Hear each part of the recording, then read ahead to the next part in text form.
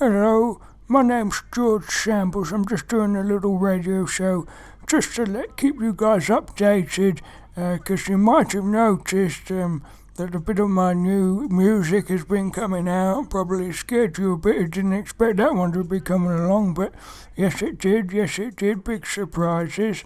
But I just wanted to talk about it a little bit, let you guys know where I was at, and let you guys know that I'm still good and still healthy and wise.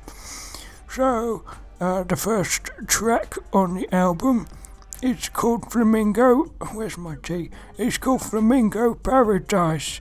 This is probably my favourite of the tracks because it was before all of the pain.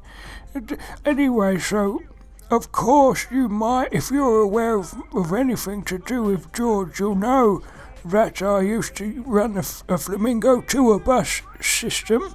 I would have visitors come and visit my home, and they would pay a very small fee and sit in the bus, and I'd drive around in circles, and they can get out, they can step out if they so desire, and I would offer them the flamingo seeds under their bus seats.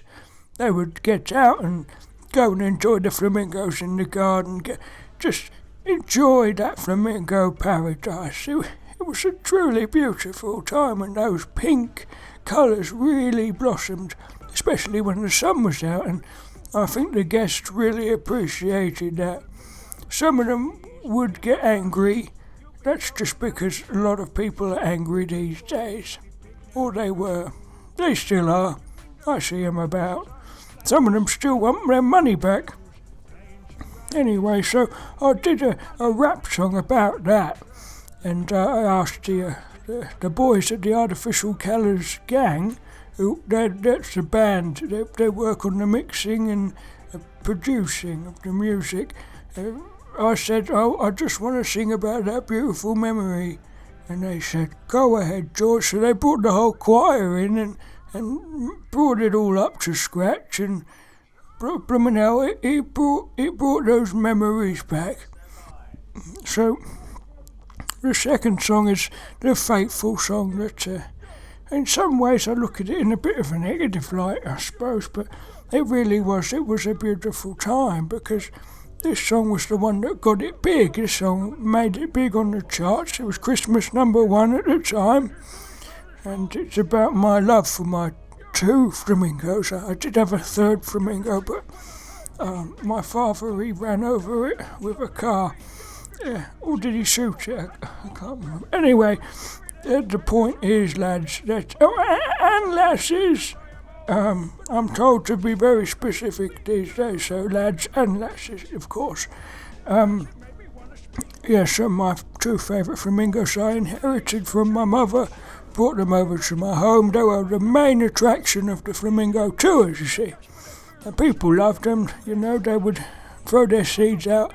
I'd leave my pie on the windowsill for them. They'd give them a good nibble. And, they would just give me the good old chats. We'd have a good talk every day. And I realised very quickly that John was smart, sure, but Dave was my favourite. And that just stuck, because that's just the way I saw it, I would ask John about the plumbing, but at the end of the day, I would share the cake with Dave. That's just how it was back in the day. Anyway, so what happened next is the song got very big and I started getting some attention from some of the popular peoples, and of course the Ice Cubes and the Eminems and Dr. Dre's and Nicki Minaj, and they all started wanting to contact me. They started wondering if I had a phone. I was saying, I don't have a phone, just write me some blooming letters. So this was the beginning of when I started to get lots of letters in the post. I was getting fan mail and letters from celebrities, and I didn't know half of them, to be truthfully with you. But I kept going at the show. And I thought, this is my dream. I was a big star.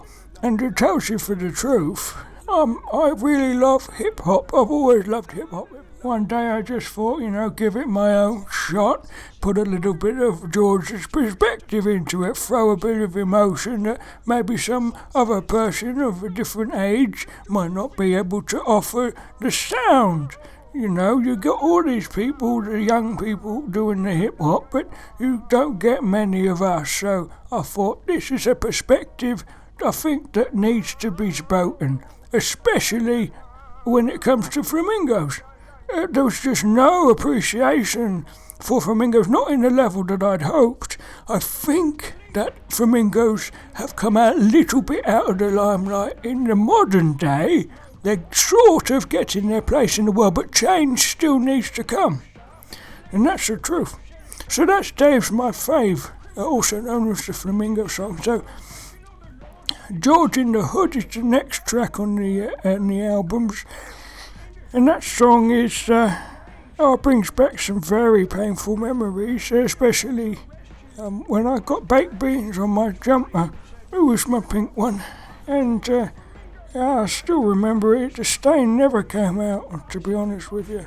I got a replacement pink jumper, but it was never quite the same, So you probably, whoever's listening to this, probably know that feeling.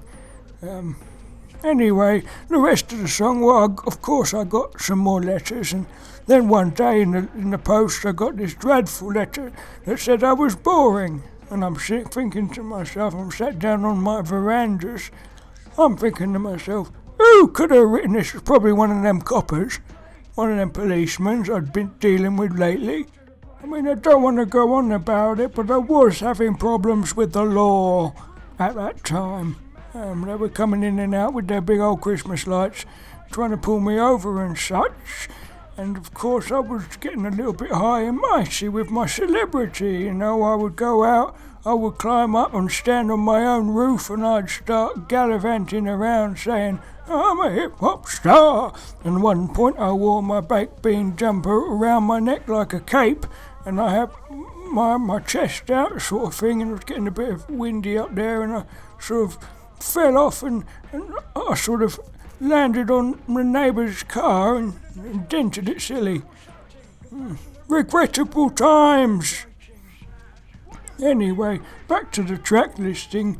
I found out this boring letter was from one of my flamingos. I don't remember which one it was. It was either John or Dave. Either way, the hurt remained. They did somewhat forgive me. They were upset with how I'd fallen so deep into the celebrity rabbit hole after the song before. And I totally see their perspectives, People's telling me still, George, who cares about the celebrity stuff? You're mad enough because you think they're real flamingos. I'm saying that of course they're real flamingos. They blooming well talk to me every day. Anyway, that's a different story, I think. But the end of the story is my beautiful flamingo paradise closed up shop because the flamingos, they turned on George and got on a bus and moved to the city, I think. Anyway, they went their own way. Let's just say that. I haven't heard from them since. It's been 3 years, honestly. But the love is still there, and the love for the flamingo always remains. And that's the truth of the matter, I'm afraid. Anyway, my garden was now a wasteland. I was alone. My friends didn't want me anymore, and that's when the next song came about. It's So Long for George.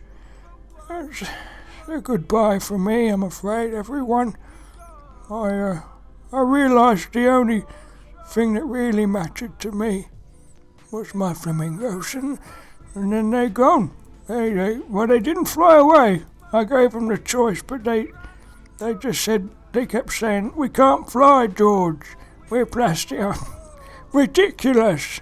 Get your bloomin' wings out. It just made them more angry, and of course they darted a little quicker up the sand hill, got in the coach and they put their suitcases in. Well, they had help, Anyway, I wasn't allowed near them, really. They were gone so fast I couldn't even catch up. I'm only old. But it's not, I don't have any upset, for my flamingos. I feel like I did do them wrong in some respect. At one point, they were also a little bit upset because all the flamingo tours, I never gave them, I used to give them flamingo seeds, for their time, but I discovered a little later on that all they really wanted was money. I didn't realise that the flamingos wanted money. It didn't even cross my mind. And what would they buy? Stilettos? Anyway, the final song says it all, really, lads. That was the end of my good times, but I have sort of moved on and were in retirement fully now, and I'm just carrying on. And these artificial colours, lads, the ones that made the music, they came along. They say, George, you got these songs, why don't you release them properly, with a proper cover artwork, and we'll get an old bus for you, we'll get a guy and dress him up as a policeman, and we'll put it all together for you as one big photograph, and we'll stick it on there, and we'll do some final mastering on the old tapes and get that out into the world to tell your true story. And I really appreciate that. That's my video for today. If you have any questions for me, I will respond in the comment section on the video, if you like. If you don't like, please leave me be. I ain't got no flamingos. You can't hurt me any longer. There's nothing left to hurt.